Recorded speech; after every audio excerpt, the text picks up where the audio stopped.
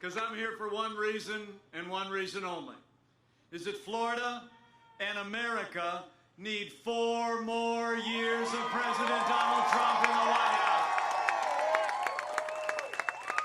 It's on, and the road to victory runs right through Florida. It really is great to be with you all. And if you've got a seat, you can take it. You know, I don't know if you all got to see it, but I was just in Utah the other night. We had a little debate with Kamala Harris.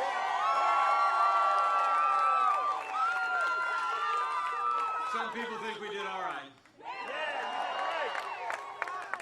But I want to be clear, from where I was sitting, that debate was not just a debate between 2 candidates for vice president. It was a debate between 2 visions for America. Joe Biden and Kamala Harris want higher taxes, open borders, socialized medicine. They want to abolish fossil fuels, use taxpayer funding to pay for abortion. Right. They want to defund the police and pack the Supreme Court. President Donald Trump's vision for America is a little bit different. President Trump has rebuilt our military. We cut taxes. We rolled back regulation, unleashed American energy, secured our border, supported law enforcement, life and liberty, and the Constitution of the United States. You know, when you compare the Biden-Harris agenda with our agenda, the choice is clear. If you cherish faith and freedom and law and order and life, we need 4 more years of President Donald Trump in the White House.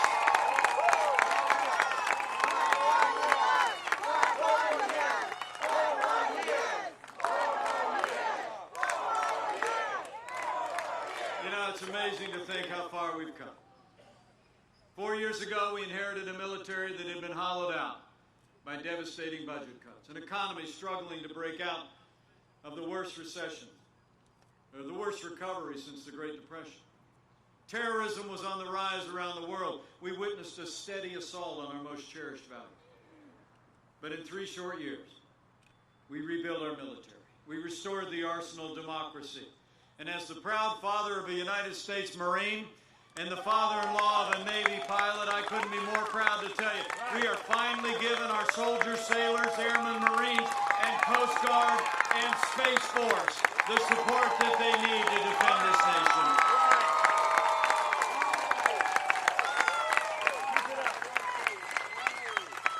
And that's just what we've done. We stood strong for freedom. Our armed forces have defended this nation. We stood with our allies and stood up to our enemies. And under President Donald Trump, we have stood for freedom across this hemisphere, for all the freedom-loving people.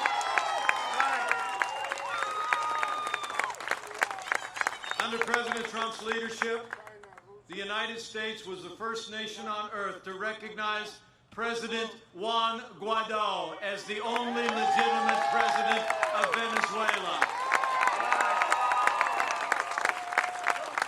And under this president, America has been clear. Maduro must go, and America will stand with the people of Venezuela until their libertad is restored.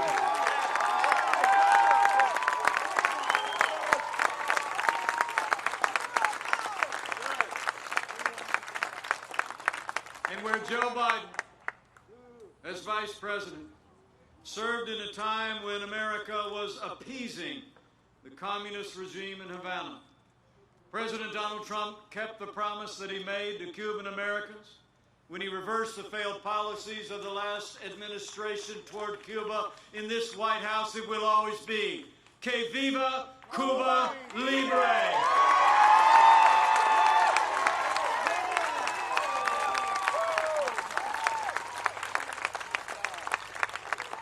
So we've stood with those who serve, and we've stood for freedom in this hemisphere of freedom. And we've stood every day with all the men and women who have worn the uniform of the United States of America. After years of scandal, when Joe Biden was vice president. Years of scandal at the VA that literally saw veterans perishing as they waited care.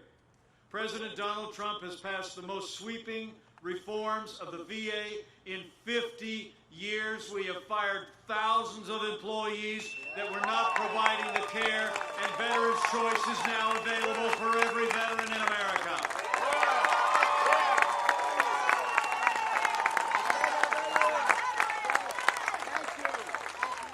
I have to tell you, I can see already that there are some heroes in our midst.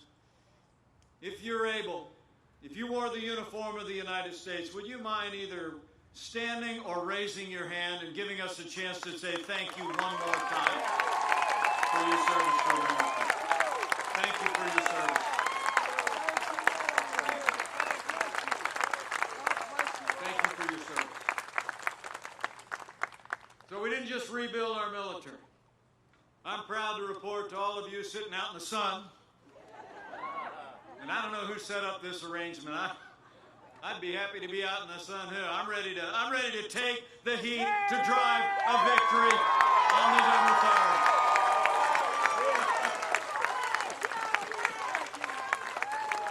Thank you for being here. We didn't just rebuild our military, but this president from day one revived our economy. In our first 3 years, we turned this economy around. Where Joe Biden wants to raise taxes, President Trump cut taxes across the board for working families and businesses. We rolled back more federal red tape in our first 3 years than any administration in American history. We unleashed American energy. We fought for free and fair trade. And in just 3 short years, businesses large and small created 7 million good-paying jobs, including 500,000 jobs right here in the Sunshine State.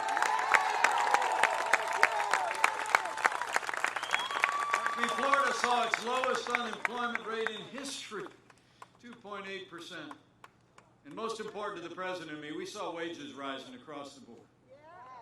And wages were rising most rapidly for hard-working blue-collar Americans. And as I stand here at this Latinos for Trump gathering, I'm proud to report to you. Under this president's leadership, in those first 3 years, we achieved the lowest unemployment ever recorded for Hispanic Americans. Latinos are for Trump because Trump has been a champion of jobs and opportunity for Latino Americans.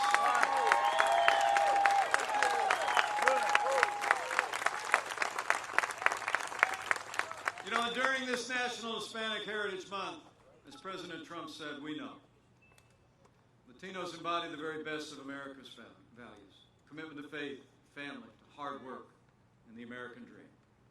This past summer, the president established what we called the White House Hispanic Prosperity Initiative to continue to build on the momentum that we've made over the last 3.5 years. You know, when Joe Biden was vice president, less than half of Hispanics owned their own home.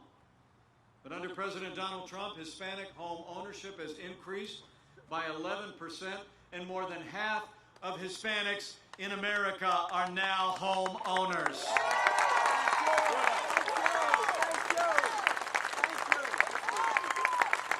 We've also created nearly 9,000 opportunity zones all across America that are lifting many minorities out of poverty. Will have a direct impact on more than 400,000 Hispanics. And right here in Florida, 1.9 million people live in one of the 427 opportunity zones that are attracting billions of dollars of investment that are going to create jobs in our communities all across this state. And here in Florida, where you have the largest school choice program in the country, and 38% of the participants are Hispanic Americans, you all deserve to know Joe Biden and Kamala Harris will end school choice. They want to shut down charter schools. But I promise you, President Donald Trump and I believe that every parent should be able to choose where their children go to school regardless of their income and their area code. And we're going to fight for more school choice for 4 more years.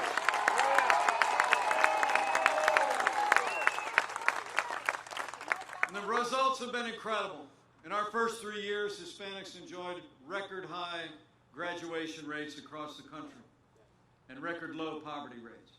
In fact, since 2016, more than 1 million Hispanic children have been lifted out of poverty. And nearly half of the jobs that were created in our first 3 years went to Hispanic Americans. That's what we call promises made and promises kept.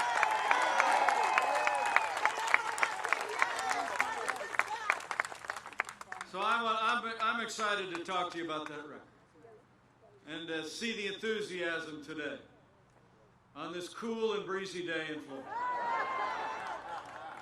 And you all are out here today because this president's been keeping his promise. And it's also probably why Puerto Rico Governor Wanda Vasquez-Garcet just endorsed President Donald Trump for re-election as President of the United States.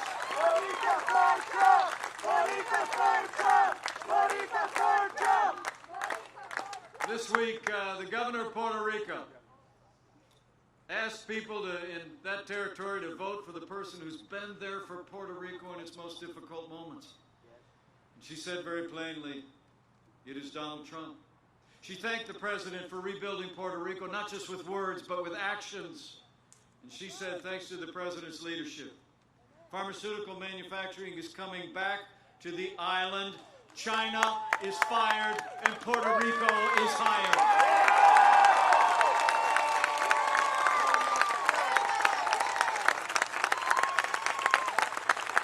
So for Hispanic Americans and every American of every background, we need to re-elect President Donald Trump for 4 more years.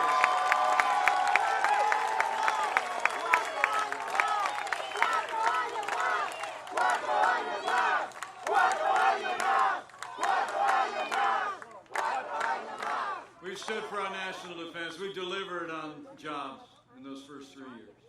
And President Donald Trump has stood every day for the rule of law. As I stand before you today, this president has seen more than 230 conservative judges appointed to our courts at every level, and they are all men and women who will uphold the God-given liberties enshrined in our Constitution, like the freedom of religion, the freedom of speech, and the Second Amendment right to keep and bear arms.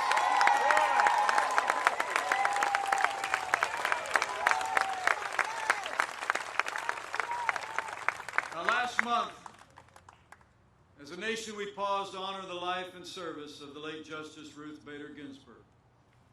But when the memorials were over, President Trump fulfilled his duty under the Constitution of the United States, and he nominated a principled, brilliant, conservative woman who loves the Constitution to the Supreme Court. He nominated Judge Amy Coney Barrett.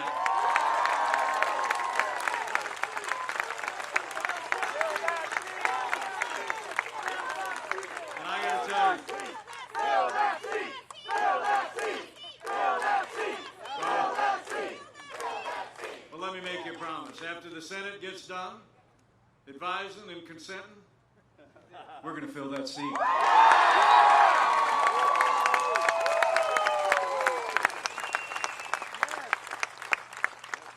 I got to tell you, I'm a big fan of Judge Amy Coney Barrett. And not just because she's from Indiana, but because she is truly a remarkable person. And she deserves a dignified hearing. A dignified and respectful hearing in the United States Senate. But men and women, we have reason to be concerned. You all remember when she was concerned to the Court of Appeals just 2 short years ago. The Democrat chairman of the Judiciary Committee criticized her Catholic faith. Senator Dianne Feinstein said, quote, "The dogma lives loudly within you." And Hollywood elites have already begun to criticize Judge Barrett and her family for their faith. Well, I got news for the Democrats and their friends in Hollywood. That dogma lives loudly in me. That dogma lives loudly in you. And the right to live, to work, to worship according to the dictates of our faith lives loudly in the Constitution of the United States of America, and these attacks on Judge Amy Coney Barrett's faith must stop.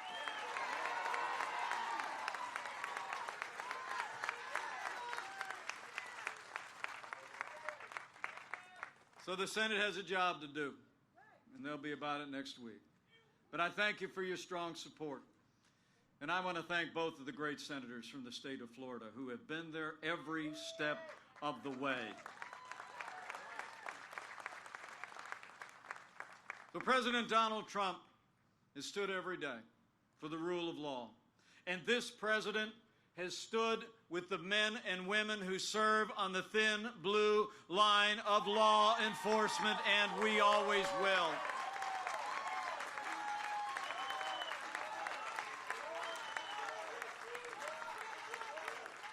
Now, you all know what the President and I know. The men and women who serve in law enforcement are some of the best people in this country. And I know people at this Latinos for Trump gathering are proud that Hispanic Americans serve in law enforcement at every level, and half of our border agents in America are Hispanic Americans. And those who serve in law enforcement deserve the respect of every American every single day.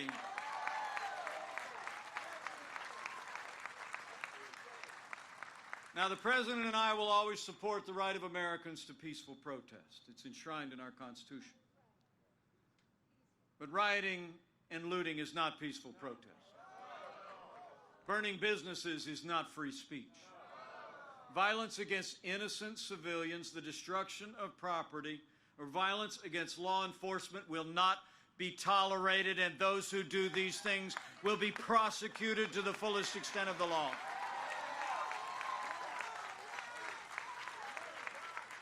Now, for months, all Joe Biden talked about was peaceful protesters, as the American people watched businesses and cities around the country literally burn to the ground. I had a guest at the debate last week, Flora Westbrook.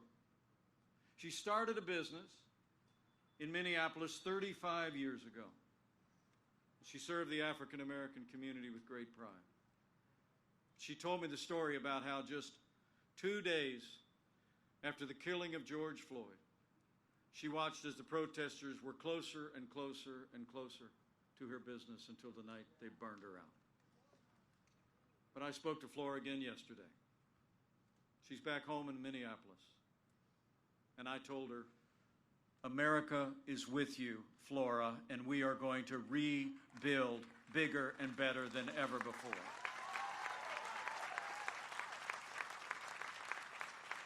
You know, the truth is Joe Biden would double down on the very policies that have led to violence in our major cities.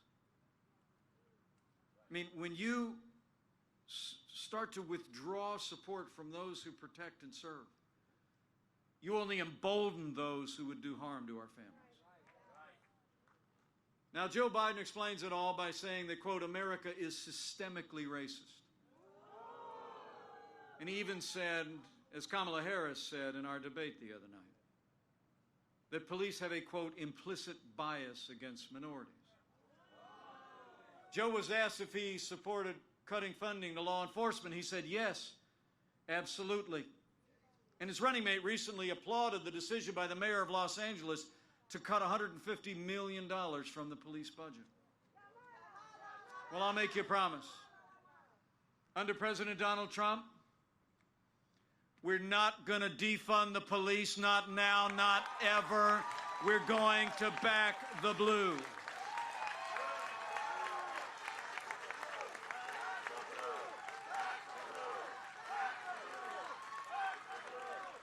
I mean, President Trump and I know what you all know. We don't have to choose between supporting law enforcement and supporting our African American neighbors, our Hispanic American neighbors, or any of the families that live in our major cities. We have done both for the last 3.5 years, and we're going to keep doing both for 4 more years. We're going to have law and order in every city for every American, regardless of race or creed or color. So help me God.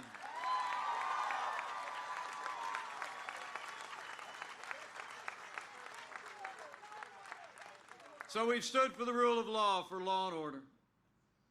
And from day one, I'm proud to report here at Central Christian University, President Donald Trump has stood every day for the religious freedom of every American of every faith.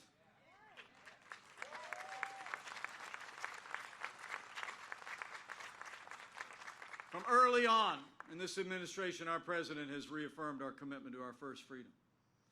He took action to protect the conscience rights of doctors and nurses and teachers and religious charities.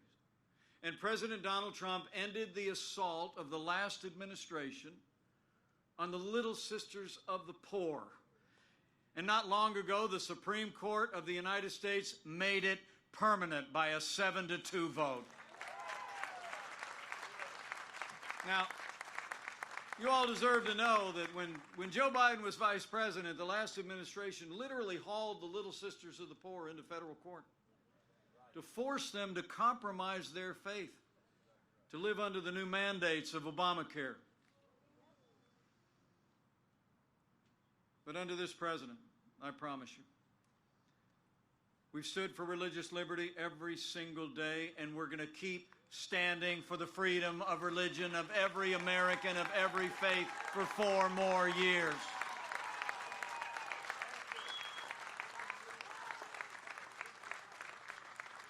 And as we speak about our values, I can't tell you how proud I am to serve as vice president to a president who stands without apology for the sanctity of human life. President Donald Trump is the most pro-life president in American history.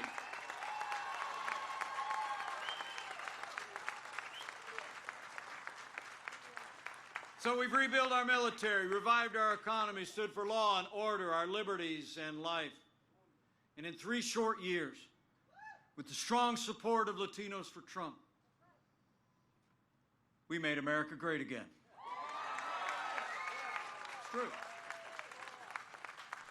And then the coronavirus struck from China.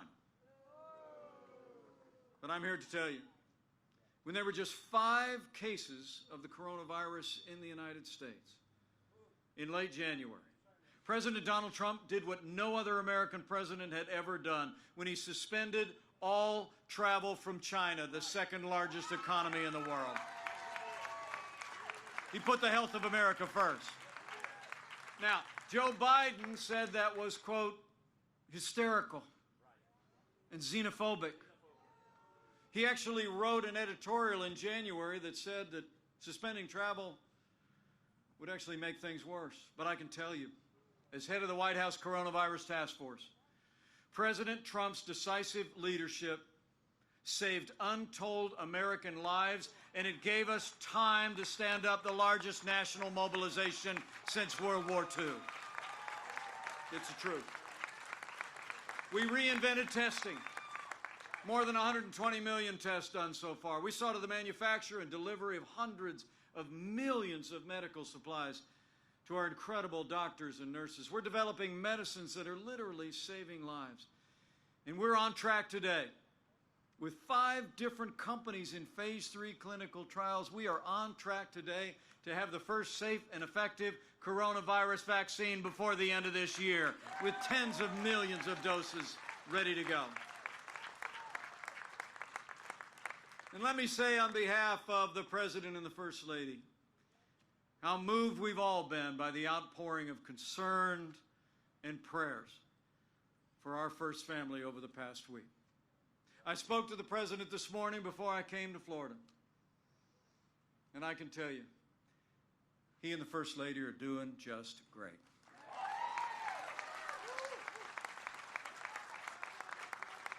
But the President and I both feel the outpouring of concern for them was just emblematic of the love and the concern and the care that's been shown all across this country.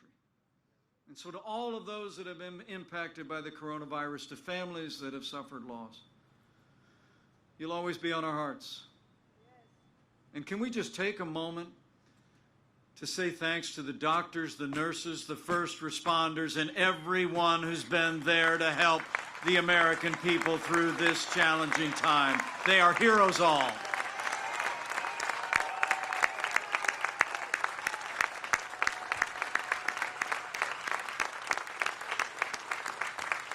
Incredible people.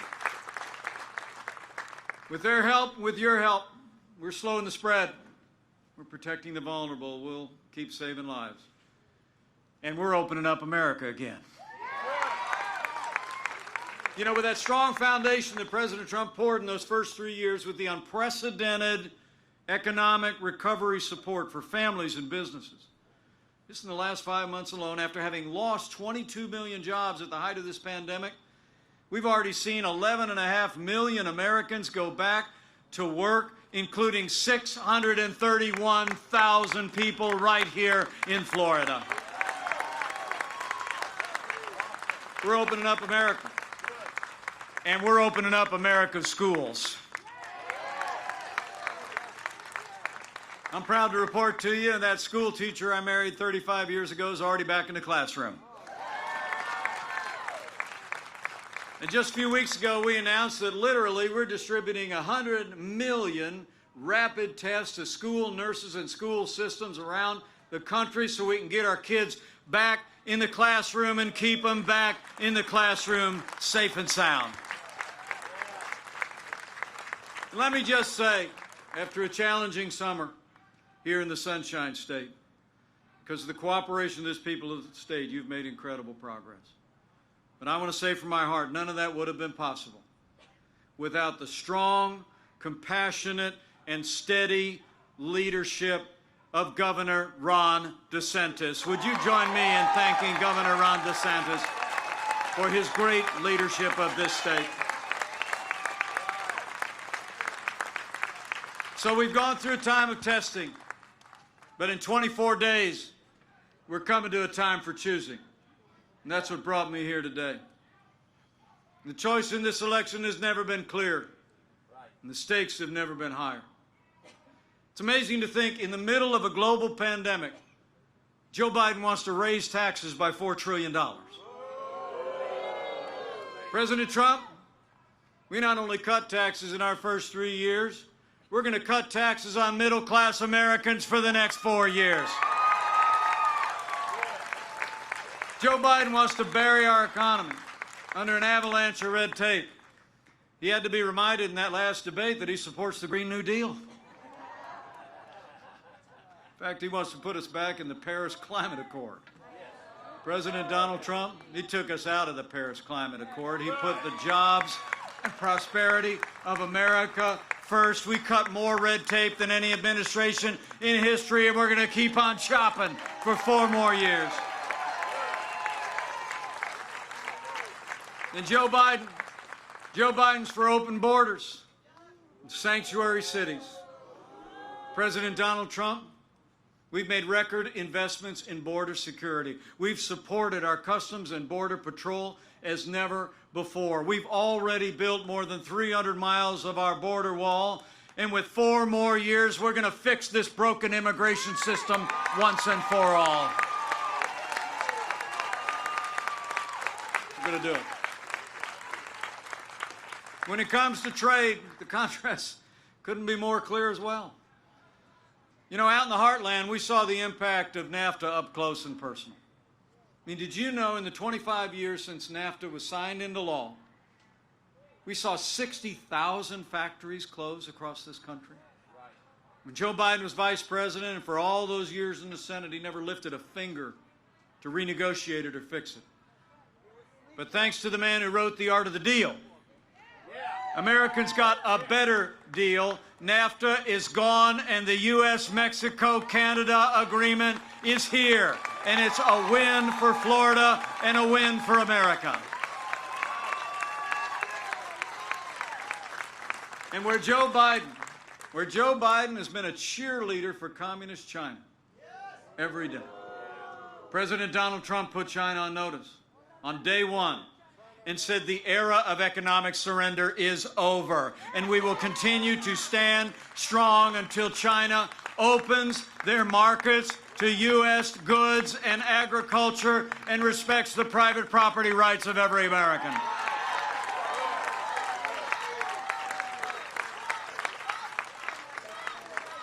And where Joe Biden and Kamala Harris want a government takeover of health care that would put us on an inexorable path to socialized medicine. I mean, did you see Bernie Sanders the other day reminded the country that he'll be writing the health care reform if they win the Senate? I think Latinos for Trump, no better than most. We can reform our health care system, we can protect pre-existing conditions, and we can make sure that America will never be a socialist country.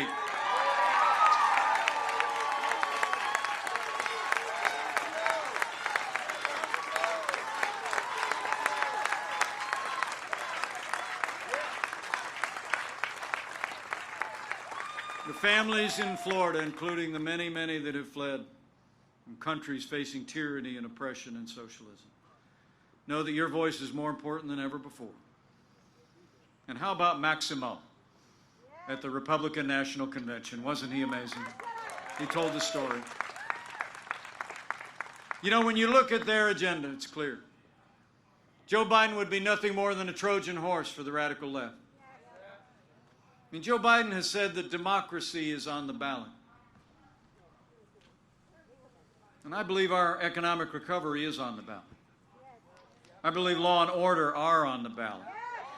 But I also think there are things much more fundamental and foundational to our country that are on the ballot. In this election, I think it's not just whether America will be more conservative or more liberal, more Republican or more Democrat, more red or more blue. I think the choice in this election is whether America remains America.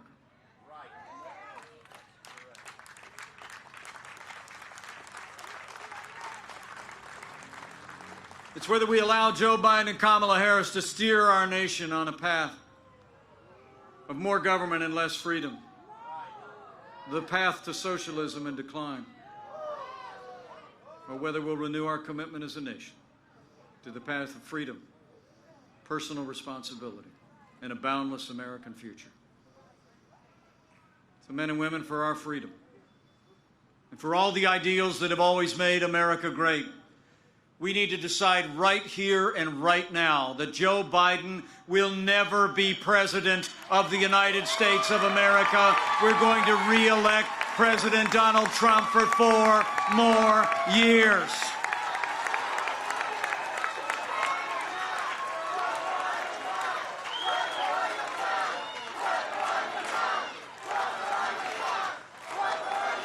Quattro indeed. So I need you to tell your neighbors and friends what 4 more years means. They'd say, I ran into Mike. I was sitting in the sun. And he told me to tell you, 4 more years means more jobs. 4 more years means more judges. 4 more years means more support for our troops and our cops. And you tell them I said it's going to take at least 4 more years to drain that swamp.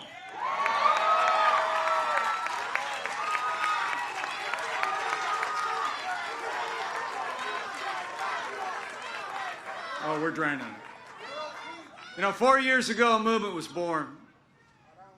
A movement of everyday Americans from every walk of life. Here in Florida, you believe we could be strong again. You believe we could be prosperous again. You said yes to President Donald Trump in 2016, and I don't know Florida's going to say yes to 4 more years of President Donald Trump on November 3rd, 2020.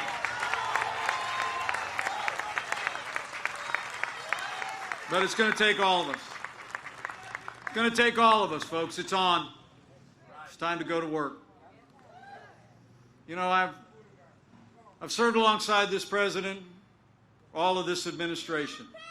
I've only known him for the last 4 years, but I love you too.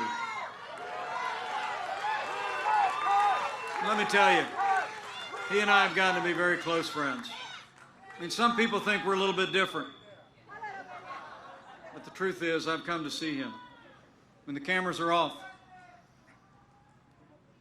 And I can tell you firsthand, there's never been a day that President Donald Trump, against overwhelming opposition from the Democrats and many of their allies in the media, there's never been a day that President Donald Trump hasn't gotten up to fight to keep the promises that he made to all of you. And now it's our turn to fight for him. It's on, Florida.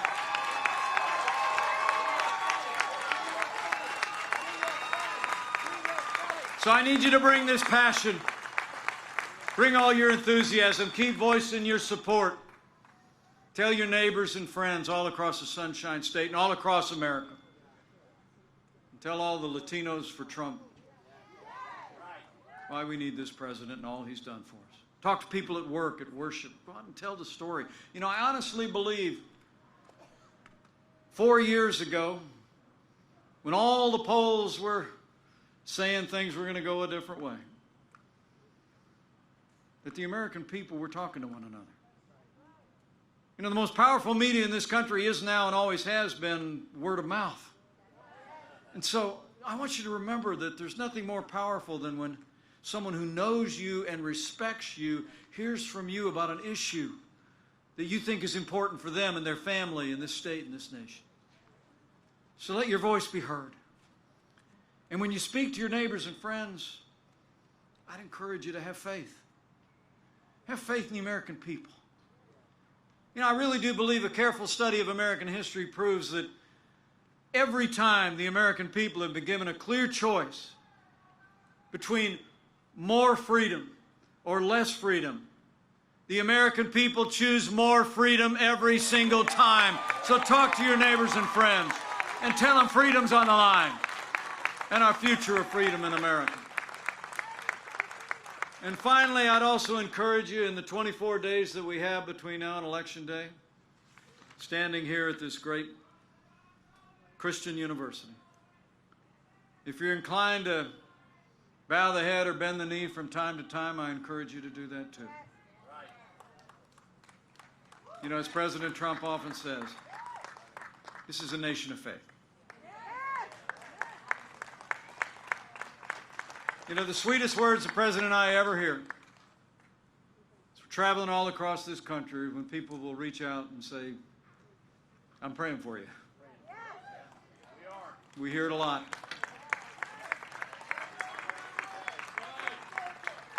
And it's caused me to believe, as I've traveled the nation, that while it looks on television, like I told that little girl, if you saw it down in Utah this week at the debate, I had a question from a little girl that said she was watching television. It seemed like all Americans do were arguing anymore. I said, I'll always believe that there will always be more that unites us in these United States than could ever divide us, and chief among those things is faith.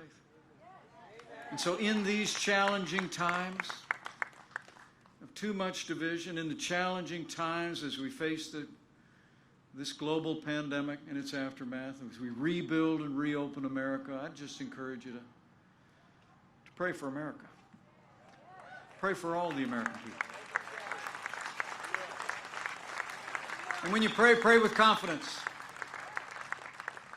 that if His people who are called by His name will humble themselves and pray and turn, that He'll do like He's always done in much more challenging times than we could possibly imagine. He'll hear from heaven, and He'll heal this land. This one nation, under God, indivisible, with liberty and justice for all. So pray for America, for all the American people. It'll make a difference.